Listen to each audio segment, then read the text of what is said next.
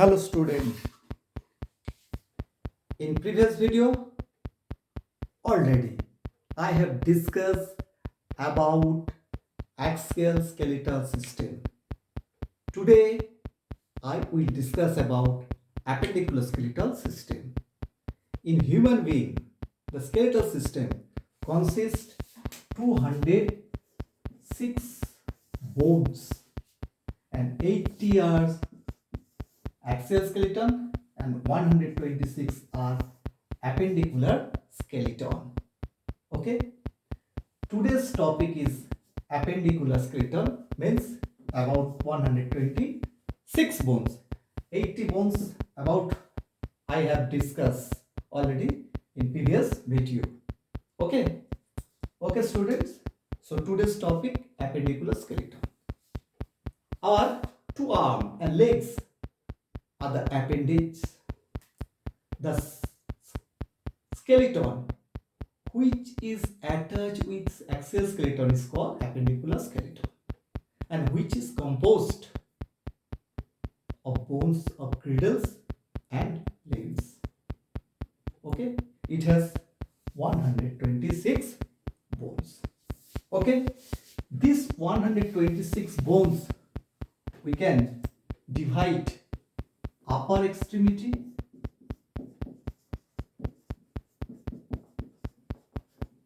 and lower extremity.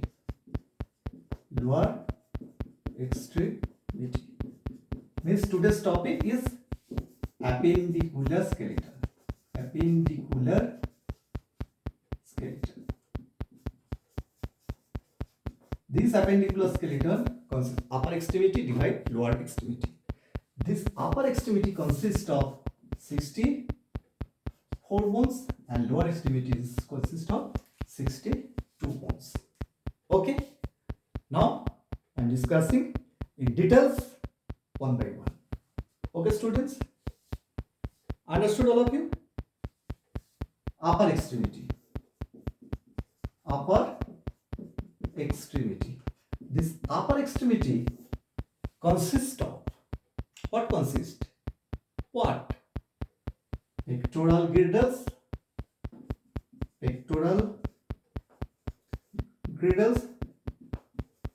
and upper limb. Okay, this pectoral girdle, how many? 4 pectoral girdles and 60 upper limbs. Total 64. Okay, understood? Now pectoral girdles. Pectoral girdles means this pectoral girdles is 2 clavicle and 2 scapula. 2 clavicle and 2 scapula. Scapula is this is the picture of scapula. It is triangular flat bone. The largest flat bone is scapula present in human body. Okay. A expanded process is present. This scapula, it is called acromion process. And below the acromion process, important point, a cavity is present. It is called glenoid cavity. This cavity helps to attach with what? This humerus and form a ball and socket joint. Okay, and another process is present. It is called coracoid process. So these three, coracoid process, acromion process, and glenoid cavity, is the most important point for scapula. Understood all of you? Then clavicle is an A-shaped bone like this. It also called collarbone. Two present. One end is called acromion end and another is called sternum end. Why? Because one end attached with the acromion process of scapula and another end attached with sternum. That's about pectoral girdle. Understood all of you? Next, limbs, upper limbs. How many bones? 60 bones. Okay, so what are the bones present? First is humerus. Humerus. Next is radius and 3 Allah. 4 is what bone? 4 is carpal. 5 is metacarpal. And 6 is phalanges. Okay, so humerus 1 into 2, 2 bones. Radius 1 into 2, 2. Allah 1 into 2, 2. Carpal, how many bones is there? This carpal total 8 into 2, 16. Metacarpal 5 into 2, 10. Phalanges 14 into 2, 28. So 28, 38, 40 and 2 to 4 are 16, 20. Total 60 bones about the limbs, upper limbs. Understood? Then see this picture. This is the picture of humerus. This humerus, the upper part is head, lower part is called lower end, and middle part is called shaft. Okay, the head's part is attached with the glenoid cavity of scapula and form ball and socket joint. Understood? And in shaft there is an elevated rough part. In shaft, what? Here deltoid muscles are attached. This rough portion there of the shaft of the humerus, deltoid muscles are attached. Okay, and lower end attached, articulate with radius and ulna. That's about humerus. Okay, and these two is radius and ulna. If we stand like this position, ulna always inner side and radius outer side. Okay, that's about. And then the bones, this in wrist, there how many bones is there? Each wrist consists 8 bones.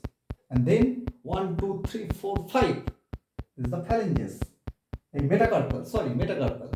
And their upper in finger, total phalanges 14 into 2, 28 bones. That's about the upper extremity. Okay. Then lower extremity. Lower extremity also consists 62 bones. They are also present, lower extremity present, pelvic girdle and lower limbs. Pelvic girdles. This is the picture of pelvic girdles. Okay, formed by 2 bones, one in each side of the body, called hip bone. This is also called hip bone. Okay, 3 parts is there: ilium, ischium, and pubis. 3 parts is there: ilium, ischium, and pubis. These are the 3 parts. It also has a cavity. It is called acetybulum cavity.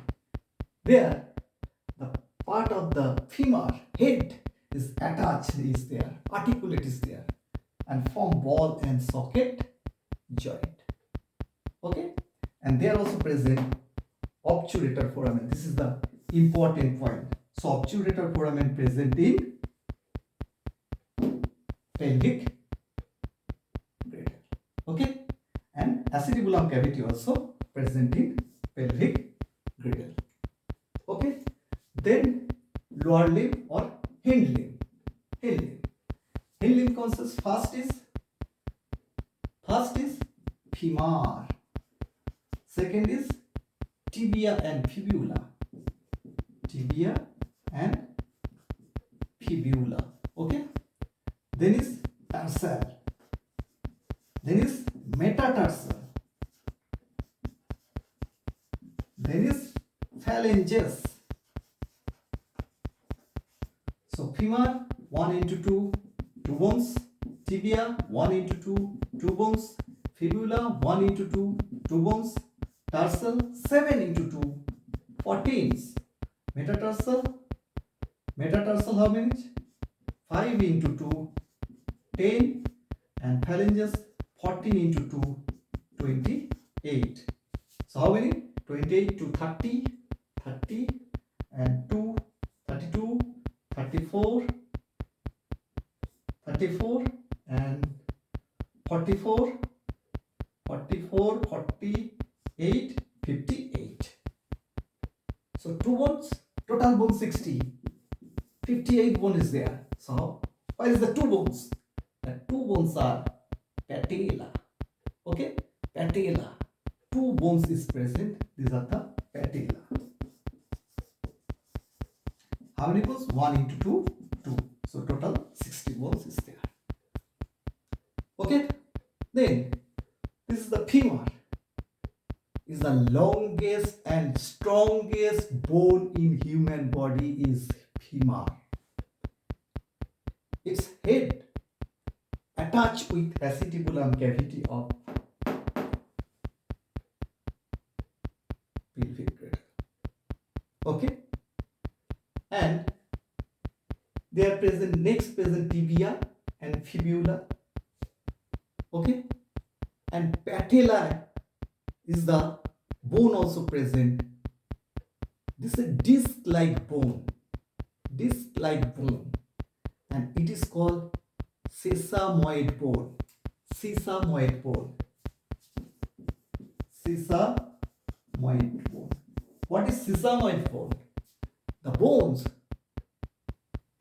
is formed due to the ossification of tendon. This is the sesamoid bone. Ossification of tendon, this bone form, that's why it's called sesamoid bone. And the tarsal, the 14 bone, and tarsal, one bone largest on calcaneum, which form the skeleton of ankle. Calcaneum is present in tarsal, which is the largest bone. Okay, that's about the lower extremity. So, understood all of you? Then one important point is the difference. This pelvic girdle in male and females are different. What is the difference? Now, in case of male, this cavity is narrower in all diameter, and in case of female, the cavity is wider. Why? Because they are present uterus. They are mature embryo. That's why this is wider in case of female. And their obturator foramen in case of male is round, and in case of female is oval shape. This is a very important point. Okay, student? So, I think all of you understood. Okay? Next, I will give some question about this chapter, and I will discuss some questions about this point. Okay? Thank you, student. Thank you.